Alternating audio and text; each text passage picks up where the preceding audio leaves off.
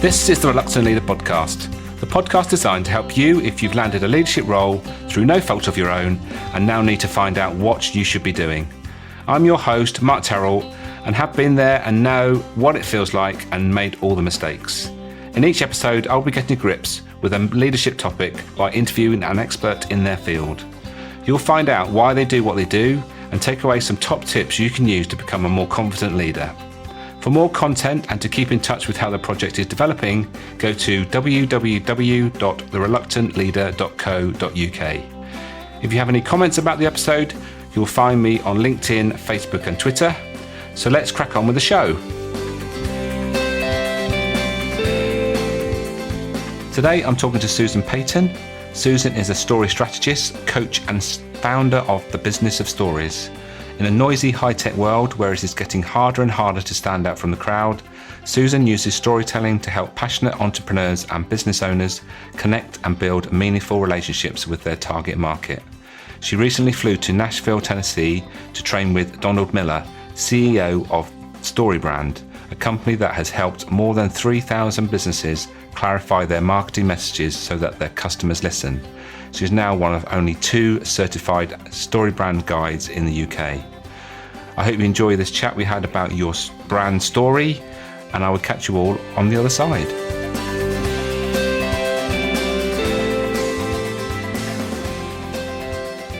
Susan, welcome to the Reluctant Leader podcast. Thank you. Great to be here. I met you. Well, I didn't actually meet you. I think we connected on LinkedIn, I don't think we've actually met in person, have we? That's that typical thing these days. Saw what you were talking about a long time ago about stories and all that stuff. And to be honest, I didn't really get it straight away. I thought, okay. But now I really get it because it's really important. And obviously it's important to what I do with the Reluctant Leader project because it's my story, but I know it's a lot of my client's story as well. So before we get stuck into that stuff, I'm sure that most people would want to know, why do you do what you do, and what was the pivotal moment that took you down that path? Okay, cool. So why I do what I do is quite simple, really. And it's just that I see business owners time and time again struggling with their messaging. They hate marketing because it's not working for them and they don't know what to do and they don't know what to talk about. And in particular, I love working with people who are out there making a difference. They're making an impact. They're changing people's lives, whether it's people's health or wealth or, helping them grow their business or whatever. They're out there. They can really help people. They can really make a difference. But if they don't get their messaging right, if they don't get their brand story right, then the phone's not going to be ringing, and they're not going to be able to do the work that they're here to do. They're not going to be able to make that huge difference that they can make. They're not going to be out there helping the people that they can help. So I kind of do my thing so that I can empower and help other people, clarify their message so they can go and do their thing. So that's my why. That's why I do what I do. And I had, I like you, my story resonates with my ideal client because I've struggled. I had a coaching business and I hadn't particularly niched. I wasn't really, my message wasn't very clear. I didn't really know what I was doing. I talked about a lot of stuff and it was a bit hit and miss. And, what gets engagement, what doesn't. Didn't really have any kind of strategy. And it's only when I kind of stopped and thought, okay, why am I doing this? And, what is my story? What's led me here? And what's my business about? What does it stand for? And I started looking for the stories. What's my ideal client? And what's their story? What's going on in their life? And it's only when I started to really dive in and understand those stories and where they all fit together that I realized that's it's so key. That's where I was going wrong. And a lot of businesses start with a logo and a website, and then suddenly they've got to knock out a brochure, or they're doing social media, and they haven't actually stopped and done this foundational piece around, okay, who am I and what do I stand for, and who's my customer, and what's their story, and what's the problem that I'm solving, and all of those things that we need to know for our messaging and our marketing to be really effective. The pivotal moment was actually, I've been talking a lot about the importance of story. I've been talking kind of, in blog posts and various places. It was kind of, I was beginning to talk more and more about, dive into your story and tell people your story. And, story is so important. But still with my kind of coaching hat on, and still it was one of those things that I did with my clients, was help them clarify their story and kind of unpack it and everything else. And then I was in a business accelerator program, that's what I was looking for, at the uni. And one of the kind of guy that was leading it, we would been talking, I brought up, the story and how important it was and everything. And he said, I totally get it. I totally get how important storytelling is in your marketing. And I'd really love to do something at the uni. I'd love to do a workshop at the uni for business owners about how to tell their story. And I said, oh, that sounds really awesome.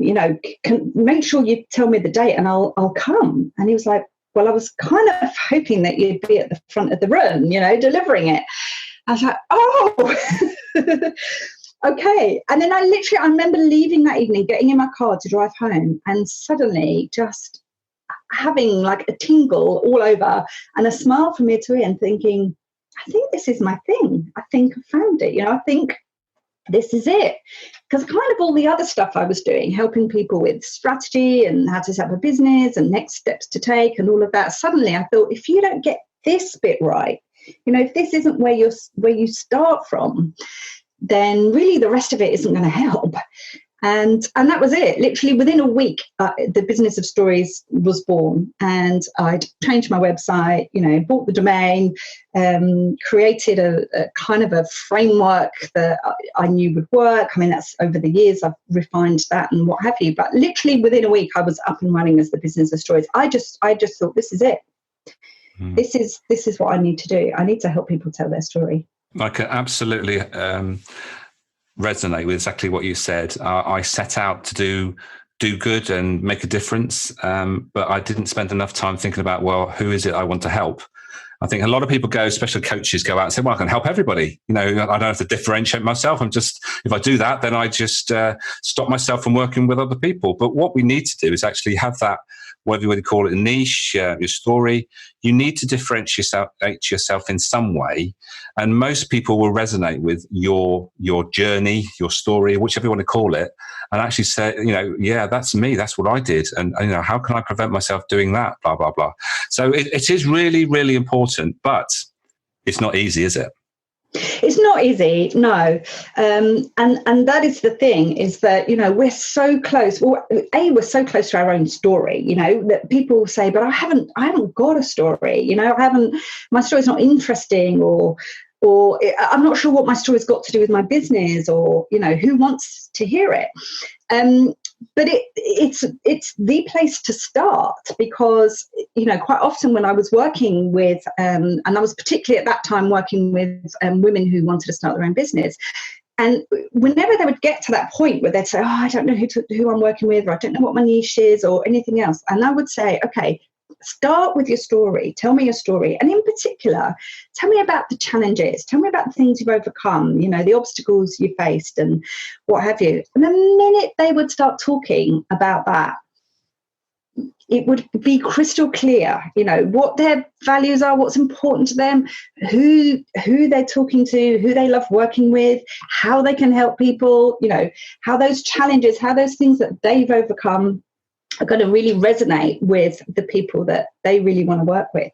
So it would all come out of their story. I kind of cringe when I hear marketing agencies saying to people, right, here's a list of values. Can you tick 5 that, your 5 most important values? And I think, your values don't come off a piece of paper with 100 words on. Your values come from your story.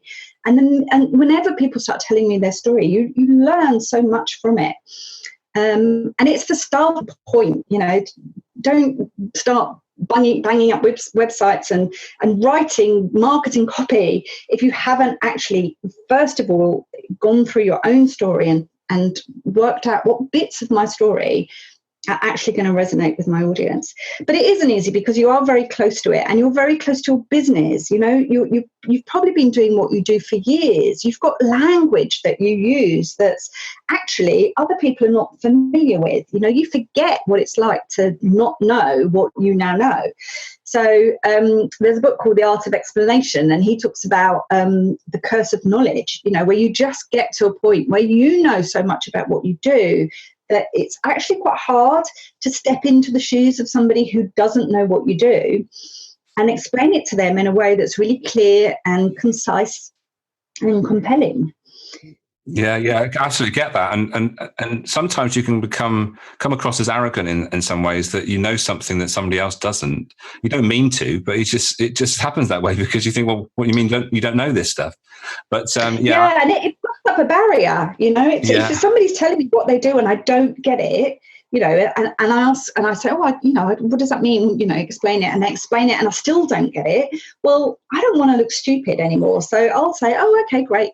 You know, and I'll move on. It's taking too much effort. I'm burning up too many calories. I'm wasting too much energy trying to work out what they do. You know, none of us want to look stupid. We all want to look like we understand, we know what we're doing. So there will come a point that your audience will just switch off and say, look, he obviously, he's not talking in a way I understand. You know, I don't get it. I'm just going to move on and find someone else that I do understand what they do. I can think back when the Reluctant Leader brand came into being. It wasn't my intention, but it just came about. And a bit like your story, when you said about, you know, brand story gave you those tingling moments. It was similar. And I thought, well, actually, this is what I really want to talk about. This is what happened to me. I want to prevent people from making the same mistakes, and this is what I'm really passionate about because. You know, and it really does. It suddenly hits a note, doesn't it? And you think, yes, this is what I want to do. Yeah, absolutely. And the other thing that happened at around the same time that I forgot to say was that I told my story. So, you know, in this group of women in business that I built up, about 1,500 women, and I hadn't really ever told my story. And, you know, my story was very much that, you know, I'd worked in media, and I worked with celebrities, and I'd worked in events. I bought loads of properties. I was managing, you know, I had 4 or 5 properties on the go.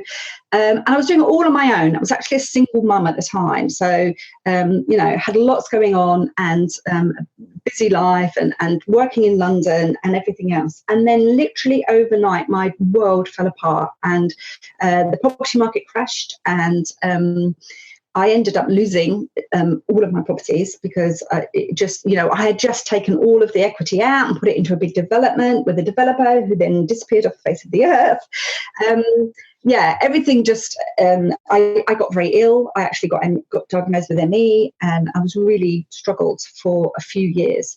And then I got my life back on track. I got my health back on track. I moved away. I met my husband. I had another daughter in my 40s, and everything turned around. I did something called the lightning process. Then I became a practitioner. I studied NLP and hypnotherapy, and I was, you know, life coaching, and then eventually I got onto business coaching, and eventually I got onto my storytelling. So, but it's when I told my story that I really understood the power of it, because people started contacting me saying, you know, my God, I literally in the middle of the night, women were sending me messages saying, I just listened to your story, and, you know, it's so powerful, and I've resonated with it so much. And people started to tell me a bit of their story. And that's the other thing with story. You know, you think it's about you. You think you're telling your story, but actually what you're doing is co-creating, because what the person who's listening starts to think about their story.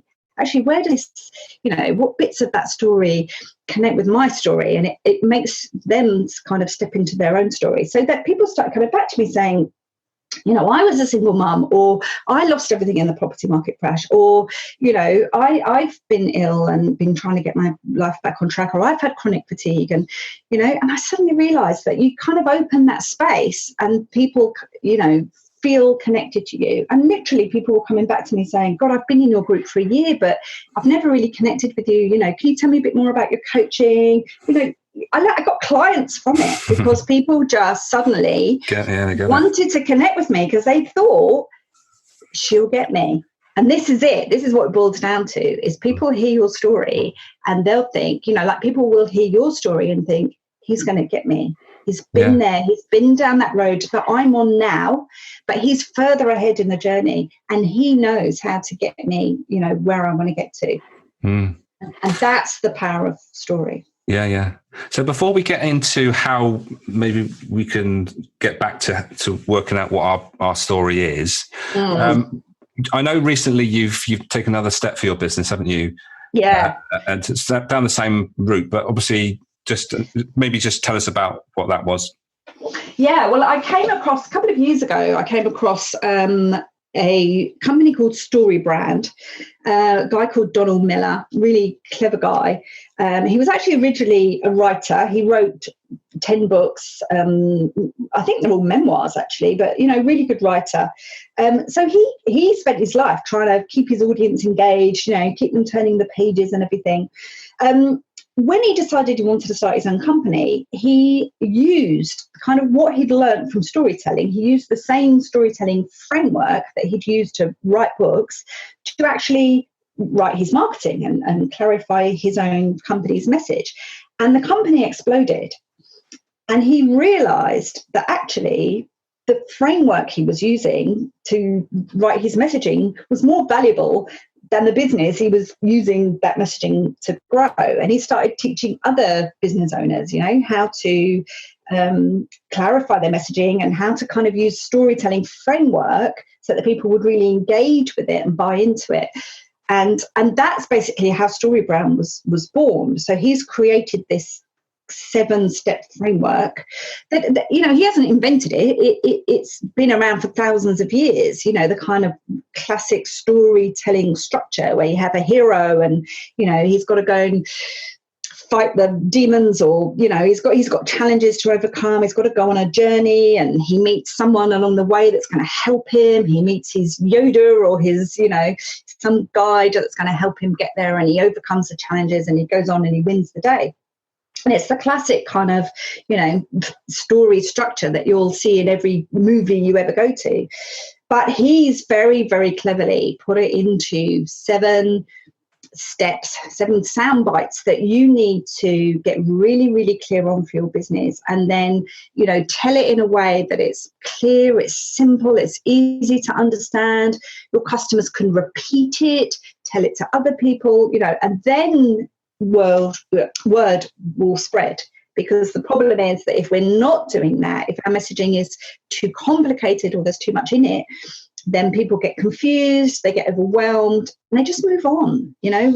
People haven't got the time or the capacity to spend ages trying to work out what we do.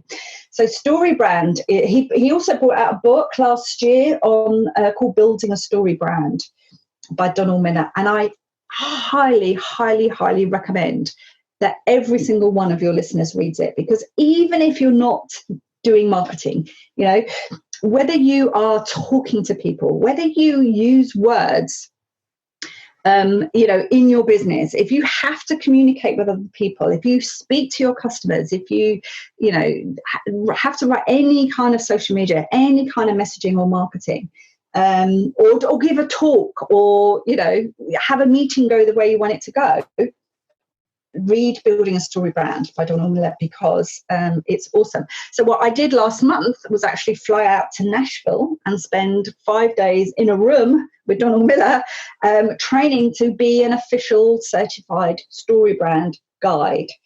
So basically, Story Brand teaches you the framework. It teaches you these are the seven parts of the framework that you need to get right. But it doesn't help you. They don't have people that will one-to-one help you, take you by the hand and implement it and make sure you're doing it right. So what he does now is he trains people from all over the world to be his official Story Brand guides. And there is a separate website now that you can go to look up and find an official Story Brand guide that will actually take you by the hand and help you implement this, process to clarify your message into your business. And there's actually 2 of us in the UK now. There's another guy that did it. I think he did it last year, and I've just done it. So there's only 2 of us, which is pretty awesome. But highly recommend the book. A great place to start. A really easy read. You're listening to it, aren't you, at the moment? Yes, I've got it on Audible, and I have ordered a copy of the book, to be honest, because I'm not a great Audible fan. I like listening now and again, but to be honest, I seem to read better than listen. We've all got our different. I tend to do both these days. I tend to listen, and then if I love the book, I get the hard copy because I know I'm going to want to, make little notes or highlight bits or go back and do the exercises or whatever it is. That's right. I think that's what I've done. So I've got halfway through it thinking actually it's really interesting. I must get the book and read it properly. And go back to it. So I think it's an ideal time now then you've mentioned the 7 steps. I think everybody, I'm sure, will be dying to know what those 7 steps are. So can we just run through what those 7 steps are? Yeah, we can. I mean, number one is always, you've got to know who your customer is and what they want. Mm-hmm. Every film starts with the character, or every story starts with the character. They want something. They want to be someone. They want to achieve something. They want to get somewhere. They want to, there's some kind of transformation that they want. There's some kind of change. They want something that they haven't got, and they don't know how to get it. They're ill-equipped. They don't know. They haven't got the answers. So number one is knowing who they are, and it's so important. And you talked earlier about people being a bit reluctant to niche, or a bit reluctant to only talk to a specific target market for fear of losing out on other people. But time and time again, I've worked with people and seen that the more they are clear about who they are speaking to, the more specific they can be about that person and what's going on for them and what they want, where they are now and where they're trying to get to. The more specific they can be about that, the more that person will hear them, that your messaging will speak to them, because you're really being very clear about who they are and what they want. If you try and talk to everybody, you can't possibly have that clarity, so it's not really going to stick with anybody. So the more specific you can be about who they are and what they want, the better. And then number 2 is understanding the problem. Every story, again, we start with the problem. Jason Bourne, needs to know who he is. He doesn't know who he is, and he needs to go and find out. Luke Skywalker gets back, and his parents have been killed, and he's got to go off and defeat the Empire. And there's a problem. There's something that they need to solve. If there wasn't a problem, we'd lose interest very, very quickly. If it was about what a great day Luke Skywalker was having, and what he's going to have for dinner tonight, or whatever, there's no story there. So the story's got to start with the problem. So you've got. And that's a key thing to remember. Any business, we're all problem solvers, one way or the other, aren't we? Absolutely. Your customer has got a problem that you can solve, you can help them solve. And where your story comes into it is it's normally that you know how to solve that problem because you've been there. Most of us are our ideal client, or were at some time. You know how to help them solve that problem because you've been there. Or you've helped, tons of other people get there, and you've got a process that people can follow and what have you. But number 2 is that you need to understand, first of all, what is the problem that you're solving. If you don't know that, then your messaging is going to be all over the place. So what's the problem that you're solving, and how is having that problem making people feel? How's your customer, where are they right now? What's the problem they've got? And, they're lying in bed 2 o'clock in the morning staring at the ceiling. What are those words going around in their head? How's that making them feel? How's it stopping them from being the person they want to be? That thing that we said in number 1, what they want, what's in the way? What's stopping them from getting there? Right. So we've identified who the character is, we've identified what they want, and we've identified what's in the way and what's the problem. Mm-hmm. Then you've got their attention. Then you're speaking to them, and they can see straight away that you get them. And people, I've worked with clients where they've then gone on to have feedback where people say, it's like you've got in my head. You're actually using the words that I use to describe that problem. So it's very, very powerful when people can see that you really, really get them. So then you can enter the story, because so far the story's been about them. So far it's been who are they and what's their problem. So now you can enter, and you want to enter the story as the kind of the Yoda for Luke Skywalker. That there's always, in every story, there's some kind of guide. There's some kind of sage. There's Simba in The Lion King had Rafiki that got him to look in the river and see his dad's reflection, and you've got Mary Poppins, you've got Dumbledore was there for Harry Potter. I mean, when you think back through the films that you love, a lot of them will have this kind of guide in there that's just literally guiding them through past those challenges, over those obstacles, showing them that they've got everything they need in them to get through and go on and win the day. So you want to position yourself as that guide. And the mistake a lot of businesses make is they think they're the hero. They think they're the hero of the story. They think it's about them. A lot of, the mistake a lot of businesses make is they think it's about them. They think that they're the hero of the story. But you don't want to be the hero of the story. You want to be the guide, because your customer they are the hero of their own story. They want to get somewhere. They want to be someone. They want to have that transformation. They're not out there looking for another hero. They're looking for someone to guide them. They're looking for someone that's going to help them get where they want to get to.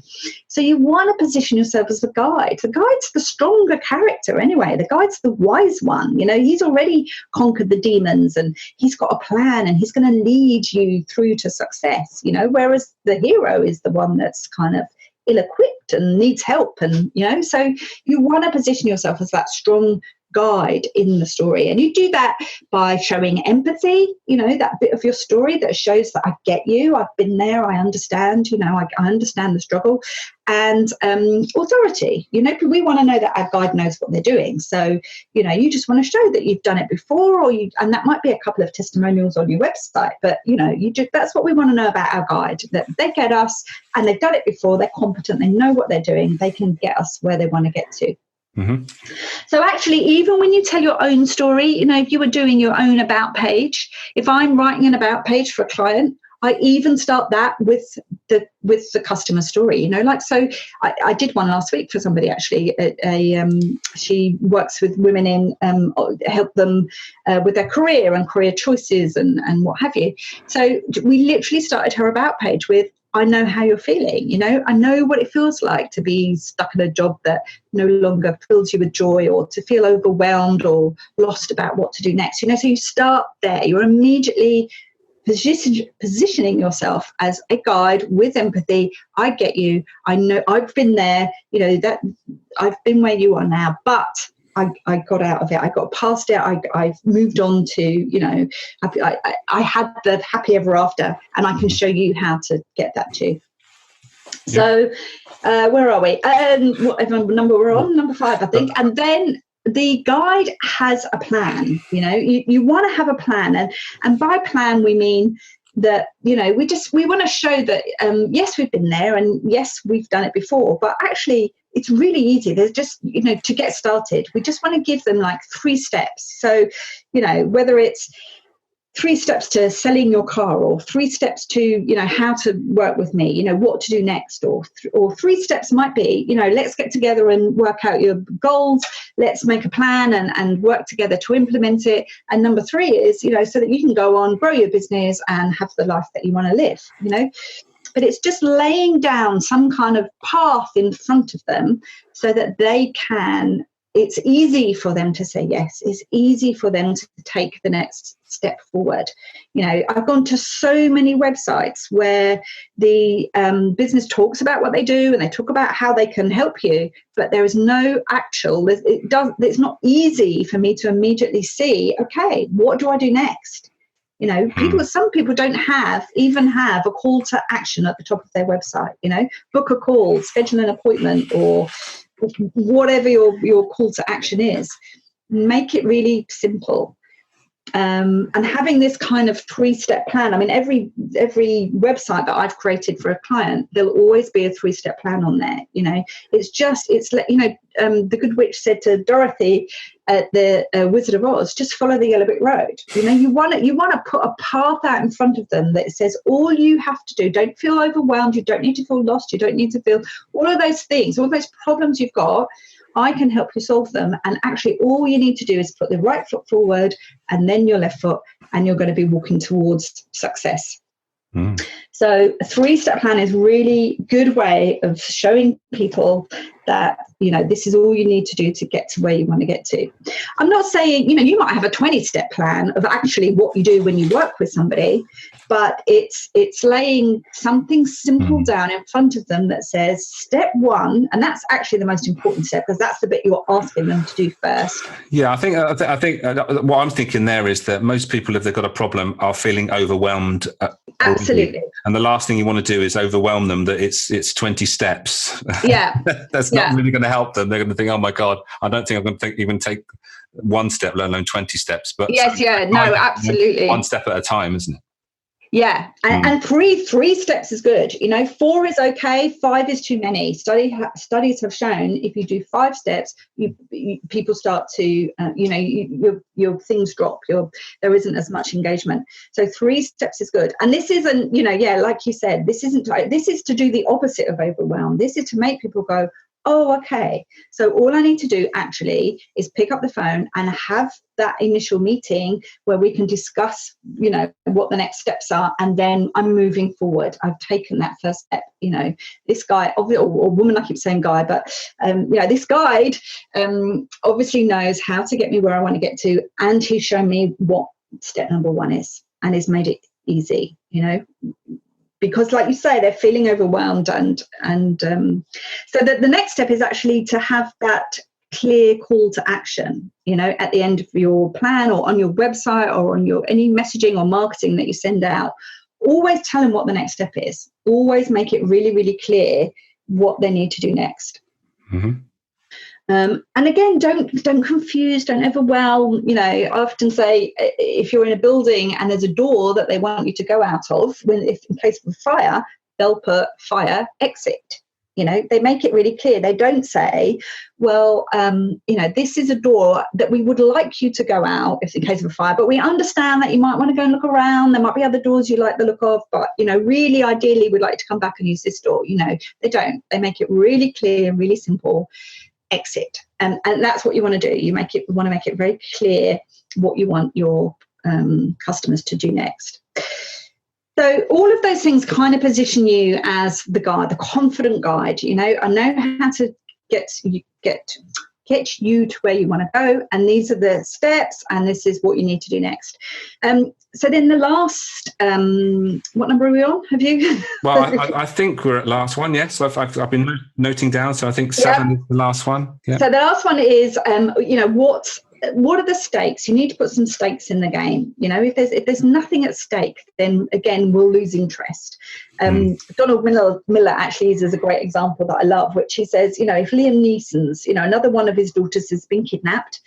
Another one is his daughter's got a bomb strapped to her, so he's on the plane flying out to somewhere to go and find her and rescue her. If on the way over there he gets a call saying, actually, there is a bomb attached to your daughter, but we know it's not a real bomb. It's actually full of baby powder. So don't panic. It'd be great for you to get here anyway, but don't worry too much because it's only baby powder, And he spends the next 45 minutes of the film trying to get to her to get this pack of baby powder off of her. Everyone's walked out of the cinema. Yeah. There's nothing at stake. So we need to put some stakes in the game. So we do that by talking about what can be lost and what can be won. So what's going to be lost if your customer doesn't deal with this problem? What are they not going to get if they don't buy your product or service or, solve this problem? What are they going to lose? What are they going to miss out on? Are they going to stay stuck? Are they going to get worse? Are they going to get left behind? Is their health going to get worse? Are they going to get more in debt? Is their business going to fail?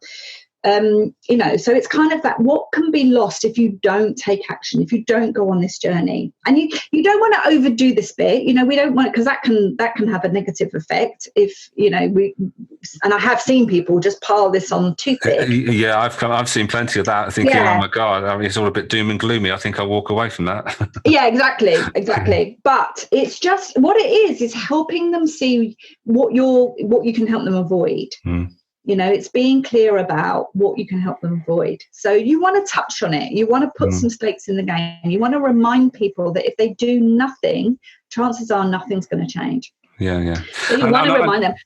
And what I was going to just to sum up really is that obviously Simon Sinek talks about, people buy why you do what you do, not how you do it and what you do. It's more about your why. And what we're doing here is actually giving people a clear idea of why we do it and how we can, why we want to help them. And also reminding them of their why. Why do you want to change this? Why do you want to solve this problem? Why do you want to lose that weight? Why do you need to grow your business? Why do you need to get out of debt? Why do you need to get your team all on the same page? It's remind them of their why. So the other part of, what can be lost is what can be won. What's your life going to look like if you do solve this problem? What's your life going to look like if you do, work with me or buy my product or my service? Paint that picture, that vision of success, and you can overdo this bit all day long. You can't overdo this. You want to really pile that success on, remind people what their life's going to look like. So it's what's your life going to look like if you don't solve it, and you stay here, and what's your life going to look like if you do solve it and you do move on and you go and fulfill your dream and you win the day and everything else. And the best way of doing that is to telling your customers stories, customers that you've worked with, celebrating their successes. Because again, people think that a testimonial is about, about them, that you want somebody to say, oh yeah, she was great working with Susan, I loved her process. Actually, that's not what your testimonial should be about. It should be, what success did your customer experience as a result of working with you? That's a much more powerful story. Absolutely, yeah. This is excellent. Unfortunately, time is getting away from us and we need to wrap things up. So what we normally do is to leave listeners with some 3 quick top tips that they can take away from what we've been talking about today, so they can maybe implement it sooner rather than later. What would they be? Okay, cool. Well, number 1 would always be, make sure your messaging is really, really super clear. You want to grab people's attention. You want to be really specific about who you're talking to. You want to have one message, one offering that is super easy to understand. So keep it clear, keep it really simple. Use storytelling. You don't want to just be, we've moved from transactional marketing, which is very much, this is my product, this is how much it costs, this is what size it comes in, do you want to buy it? We've moved away from that with Facebook and social media and all of these things. It's much more about building relationships now. It's much more about using your story, using their story, talking about people, your why, talking about, I watched a little video on LinkedIn this morning actually about a guy who was talking about that pivotal moment that he decided to follow his dream and be a videographer. And it's only a 2-minute video, but it was very, very powerful because it was his story and you immediately saw why he's doing what he's doing. And we all want to work with people that are passionate about what they're doing. So number 2 would definitely be, look at your marketing, see where you can start using story. And number 3 would be, remember that you need to be the guide in your customer story. You're not the hero, I'm afraid. And actually, for all the reasons we've talked about, you don't want to be the hero. You want to be the guide. You want to be that strong, wise character, that person that's going to guide them through these challenges that they've got, overcome the obstacles that are in the way, and help lead them to success where they get to win the day and, get that transformation that they want. Excellent. Be the guide. So be Yoda or Mary Poppins. Be Yoda. Yeah, exactly. Excellent. Well, thank you, Susan, for your time today. It's been excellent. I'm really passionate about this stuff because I've learned the hard way. Really didn't sort of take it enough, and I think hopefully we've explained it and made it clear how important it is, especially at the early stages of any business. Make sure that's your story and why you do is clear. So thank you very much, and you're welcome. Hopefully we'll get a chance to chat about this, maybe in real life. Who knows? No, we should definitely. But for now, I'll say goodbye. Lovely. Thanks, Mark.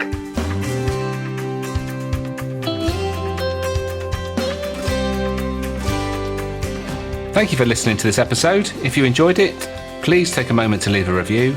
Don't forget to check out the Reluctant Leader project at www.thereluctantleader.co.uk.